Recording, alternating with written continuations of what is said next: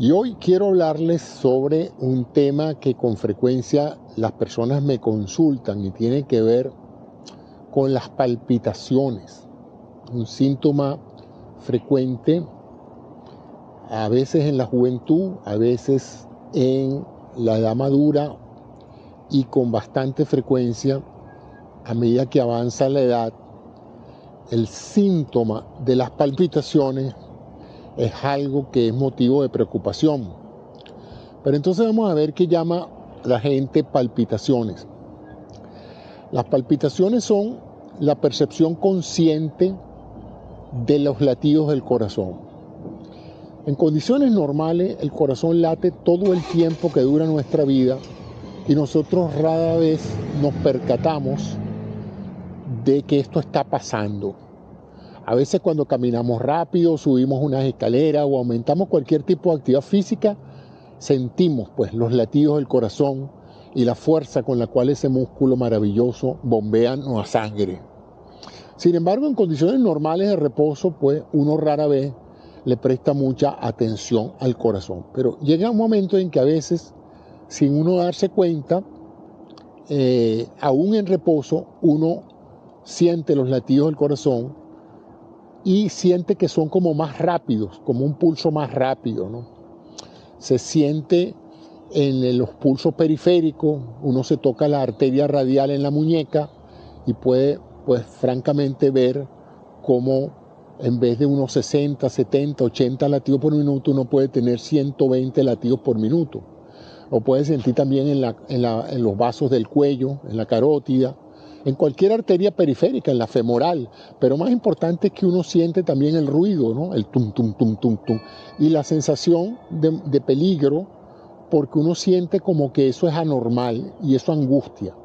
Y es un motivo de frecuente de consulta cuando entonces la gente llama al médico y dice: doctor, tengo palpitaciones.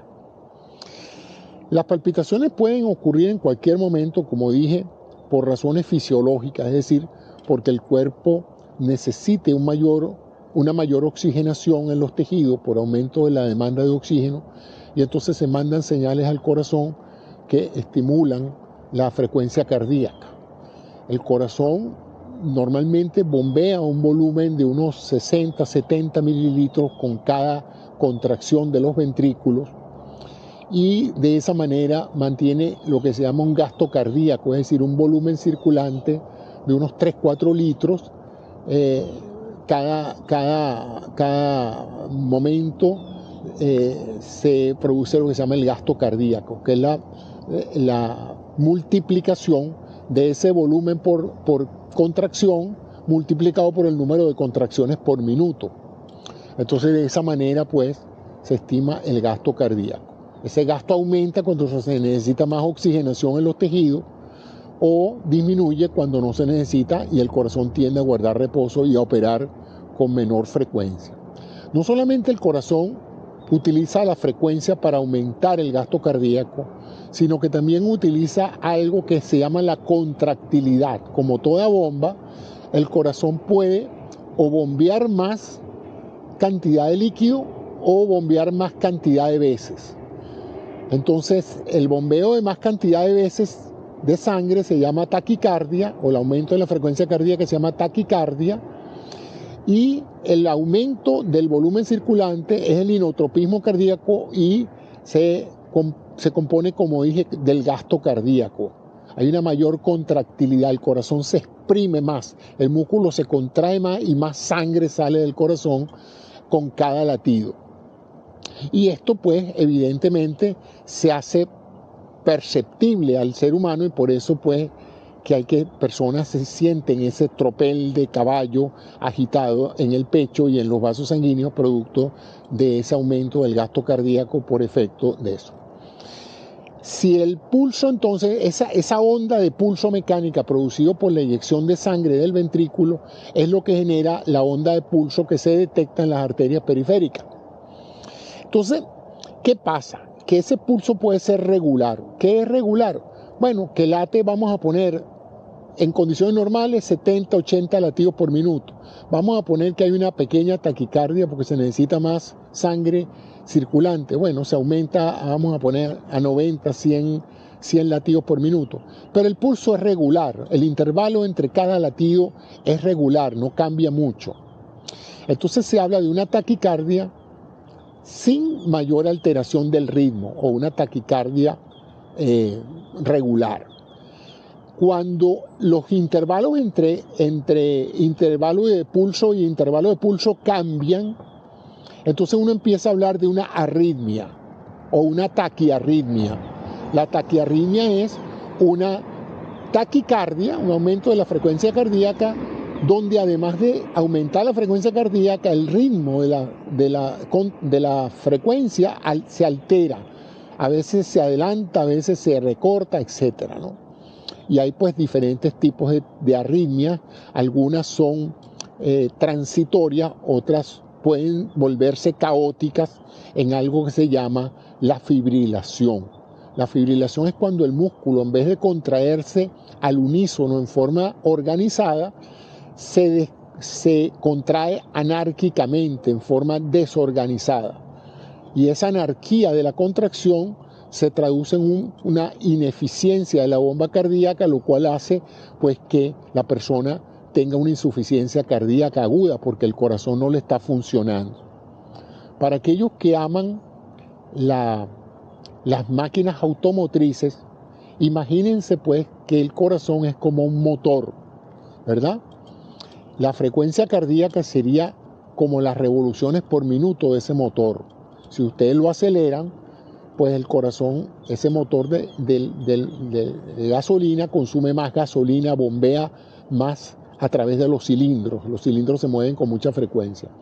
Una arritmia sería el equivalente a una pérdida del ritmo de explosiones en el motor, y es lo que uno ve cuando el motor pistonea, que llama uno, ¿no? Que se pierde la regularización y entonces el motor no funciona, el motor pierde potencia porque las contracciones y expansiones de las cámaras de los cilindros no se hacen en el tiempo oportuno. Igual pasa con el músculo cardíaco.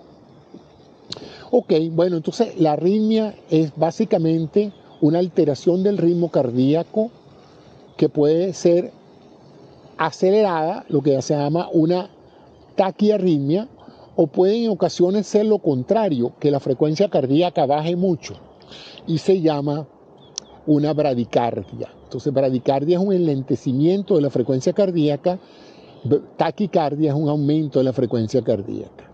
Y ambas pueden ir con contracciones muy fuertes o con contracciones muy débiles, como es en el caso en que el músculo está tan dañado que no bombea suficiente sangre porque no se contrae eficientemente.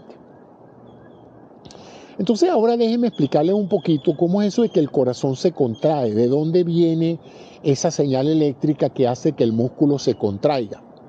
Bueno, esa señal eléctrica se produce en el corazón, que ustedes, los que recuerdan un poquito de secundaria, se acordarán que el corazón es una bomba de 4 cámaras. 2 sirven el lado derecho y 2 sirven el lado izquierdo. Y en cada lado, derecho o izquierdo, hay 2 cámaras.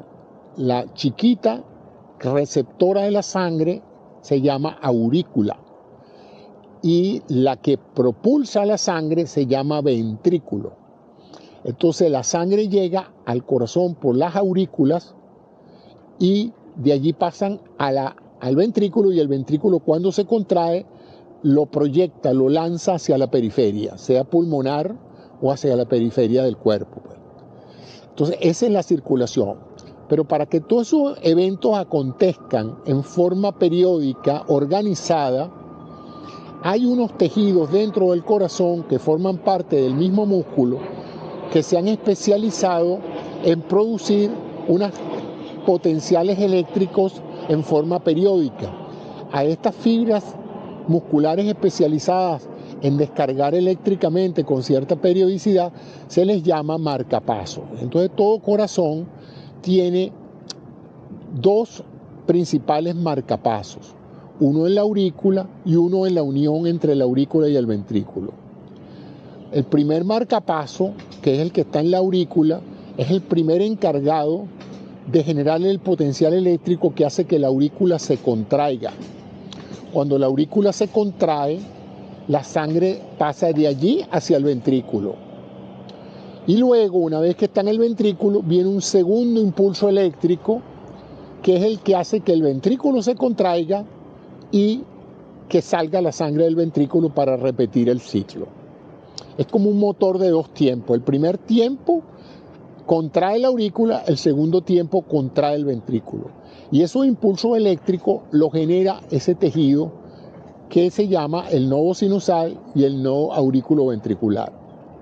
De tal manera pues que estos dos switches, estos dos breakers, frecuentemente generan ese potencial eléctrico y eso es lo que hace que el corazón se contraiga en forma adecuada y haga que la sangre fluya y fluya con cierta frecuencia, porque el flujo de la bomba cardíaca es un flujo pulsátil.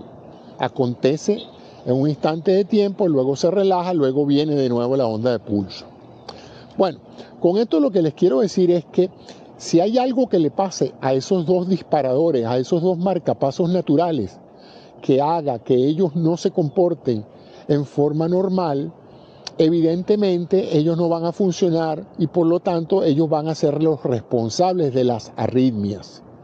Porque entonces si se desarticula esa conexión entre un nódulo y el otro, vamos a tener arritmias auriculoventriculares, arritmias que hacen que la aurícula no se contraiga adecuadamente o se contraiga a destiempo y el ventrículo haga lo mismo y entonces la sangre se complique el proceso de bombeo.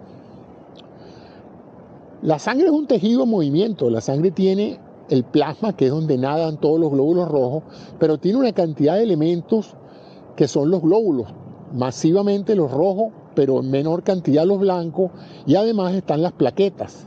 Pero además de esos componentes celulares, hay una cantidad enorme de proteínas y de lípidos que circulan en ese plasma.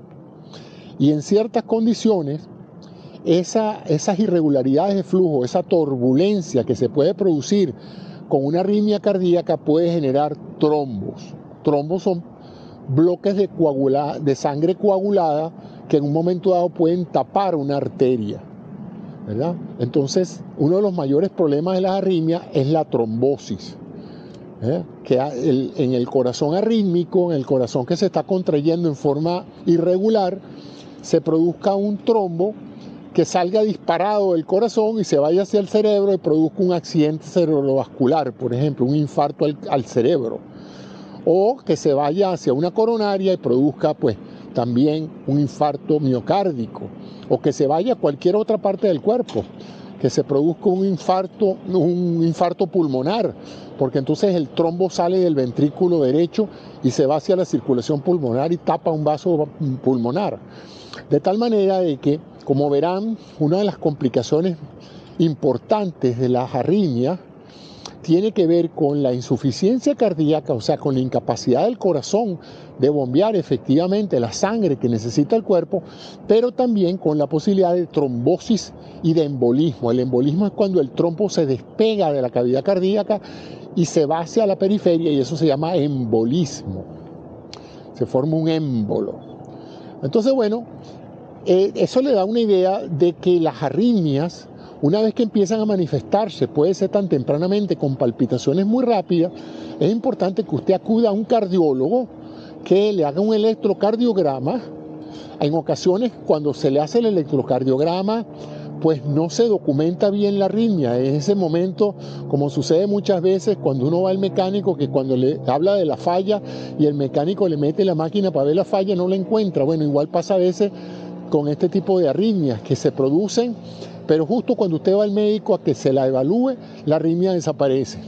Y entonces queda usted ahí como un tonto habiéndole descrito al doctor algo que el doctor no encuentra.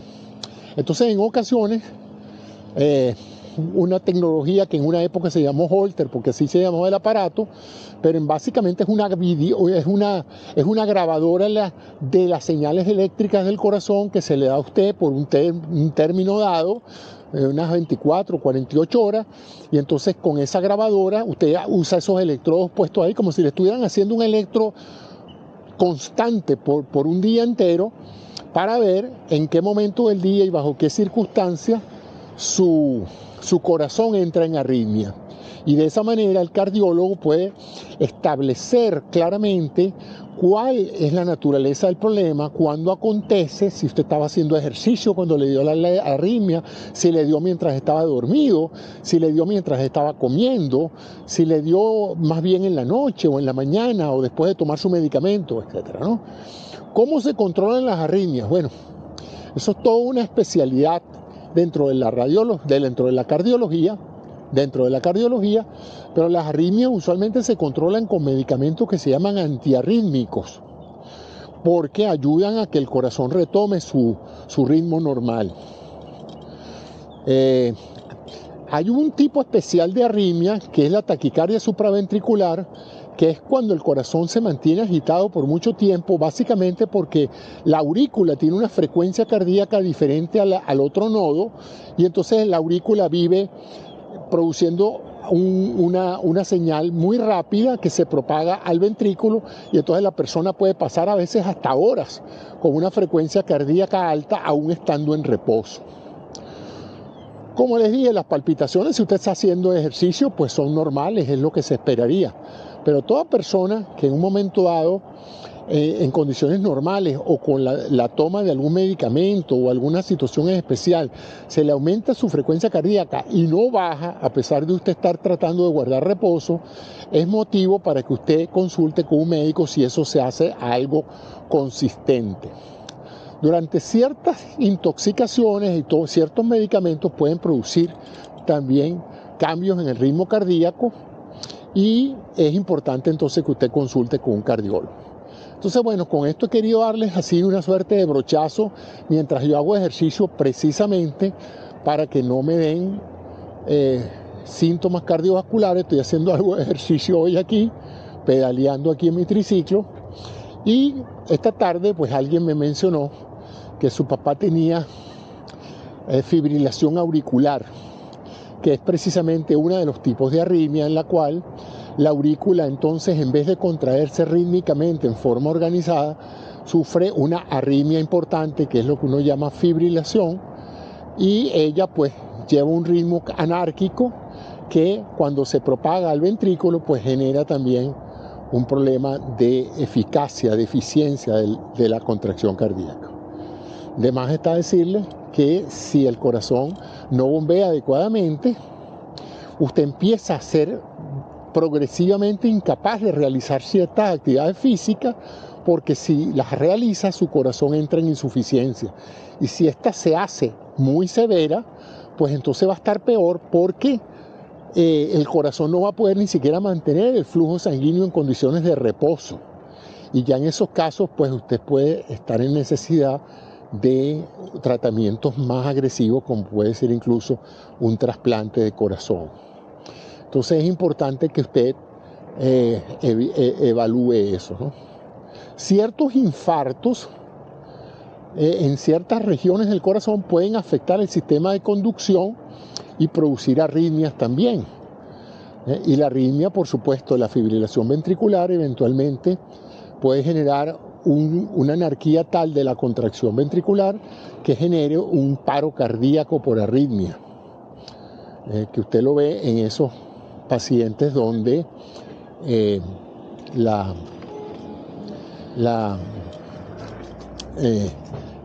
se para el corazón no por una obstrucción coronaria, sino por una arritmia letal que paraliza el corazón, lo vuelve insuficiente, y de ahí pues se produce el paro cardíaco, que se llama. Y por supuesto, un paro cardíaco, si el corazón no bombea la sangre, y la sangre se necesita a nivel de el mismo músculo cardíaco, el mismo músculo cardíaco queda anóxico, queda hipóxico, y entonces tiene el problema de que se infarta. El infarto es precisamente eso, la no llegada de sangre oxigenada a un órgano produce un infarto. Entonces, en esos casos, pues el órgano pierde su capacidad de funcionar, porque el órgano necesita el oxígeno, necesita la glucosa y los nutrientes que vienen en la sangre, necesita también disipar el CO2 producto del metabolismo celular, y pues debido a eso se hace necesario que el flujo de la sangre sea adecuado. Cuando el corazón no puede suplir esa exigencia de flujo, entra usted en insuficiencia cardíaca. Entonces, esa es una de las cosas. Es importante después de cierta edad hacerse un chequeo cardiovascular, porque muchas veces las personas con vida sedentaria, falta de ejercicio, dietas ricas en grasa, en colesterol, dietas inadecuadas, con problemas de tipo de metabolismo de los lípidos, tienen el inconveniente de que en un momento dado pueden desarrollar una enfermedad ateromatosa que afecte las arterias coronarias y sufrir infartos, y muchos de ellos pueden ser identificados a tiempo con una serie de pruebas cardiológicas que empiezan por el electrocardiograma y pueden pasar por diferentes pruebas de esfuerzo. La prueba de esfuerzo esencialmente es someter al corazón a un esfuerzo precisamente para ver si en ese momento el corazón, a causa del esfuerzo, muestra algún signo de isquemia miocárdica, es decir, de falta de irrigación sanguínea del corazón mismo. Si esto es así, pues entonces puede estar indicado el cateterismo coronario diagnóstico y terapéutico, donde se le inyecta, primero se le mete un catéter en la arteria coronaria, se le inyecta un agente de contraste para ver las arterias, y si están tapadas, pues entonces dependiendo del número de arterias tapadas, dependiendo de la severidad de la oclusión de estas arterias, el cirujano cardiovascular o el cardiólogo intervencionista puede juzgar necesario dilatar la arteria con un stent, repermeabilizar el vaso, o incluso a veces, si el vaso está demasiado obstruido y un stent no es una posibilidad, está indicado entonces un bypass coronario, es decir, se salta la obstrucción coronaria, se coloca un pedazo de vaso sanguíneo que puede ser de una vena periférica, se le pone un puente coronario que va del lado antes de la obstrucción al lado después de la obstrucción, de manera de reperfundir ese tejido miocárdico que se ha vuelto isquémico, que se ha vuelto carente de oxigenación por falta de flujo sanguíneo. Entonces, bueno, ahí tienen ustedes la importancia del chequeo cardiológico, sobre todo si usted tiene hábitos de vida que permiten pensar que usted ha descuidado su salud cardiovascular y que en un momento dado usted puede estar susceptible de que caiga en insuficiencia cardíaca, que caiga en insuficiencia coronaria y que genere pues arritmias que en un momento dado puedan complicar su salud. De más está decir que el gran enemigo de la salud cardiovascular sigue siendo, aunque ustedes no lo crean, porque uno pensaría que ya todo el mundo sabe eso, pero sigue siendo el cigarrillo. El cigarrillo sigue siendo en muchos casos el motivo de muchos problemas cardiovasculares, y aún así la gente sigue fumando. Que hay personas que consideran que el cigarrillo debería ser prohibido, pero bueno, como todas las cosas que se prohíben terminan siendo más solicitadas, entonces hay mucha gente que dice que lo mejor es dejarlo como está, ¿no? Pero sí advertir a las personas que es necesario que entiendan que fumar es extremadamente dañino para el sistema cardiovascular, y ni hablar de las posibilidades de desarrollar el cáncer en algún órgano o sistema. Entonces, con esto he querido darles, aprovechando que estoy hoy pedaleando y haciendo un poco de ejercicio en esta bella tarde aquí, compartiendo con ustedes algunas reflexiones sobre la importancia del chequeo cardiovascular, la importancia de prestarle atención a esas arritmias, a esas palpitaciones que acontecen y que uno no debe pasarlas por alto. Si son reiterativas, si se presentan con frecuencia, acudir al médico y decirle: mira, tengo unas palpitaciones que no son habituales, etc. Uno de los grandes responsables de las palpitaciones, y de hecho la primera vez que yo tuve palpitaciones que recordar en mi vida, fue debido a la cafeína, al excesivo consumo del café. El café es un estimulante y es un irritante, y produce pues en algunos casos una serie de taquicardias derivadas del incremento en la cafeína circulante. Entonces es importante que si alguna vez usted, a raíz de una ingesta de café severa, usted empieza a tener palpitaciones, reconozca que tiene que aumentar la cantidad de líquido que está tomando y evitar consumir más café, porque termina siendo esa la causa de muchas taquicardias en personas, sobre todo en personas adultas, personas que no están bien alimentadas, que pasan horas sentadas en una computadora programando con una taza de café y que parecen usar como combustible cerebral. Bueno, esas personas pueden desarrollar arritmias derivadas de la intoxicación por cafeína. El cigarrillo también puede en un momento dado producir. El alcohol, sin lugar a dudas, si usted consume alcohol, pues por varias razones el alcohol produce una irritación de los centros nerviosos, produce un aumento del consumo de oxígeno por el metabolismo del mismo alcohol y eso se traduce en palpitaciones, en taquicardia, que en un momento dado no ceden hasta que usted se desintoxique, o sea que usted reduzca la cantidad de alcohol circulante en sangre, ¿no? Entonces es importante que entienda pues que también el alcohol puede ser el responsable de taquicardias de ese tipo. Bueno, ese era el comentario de hoy. Espero que estas charlas de fisiopatología sean de algún interés para ustedes. Si es así, déjenmelo saber.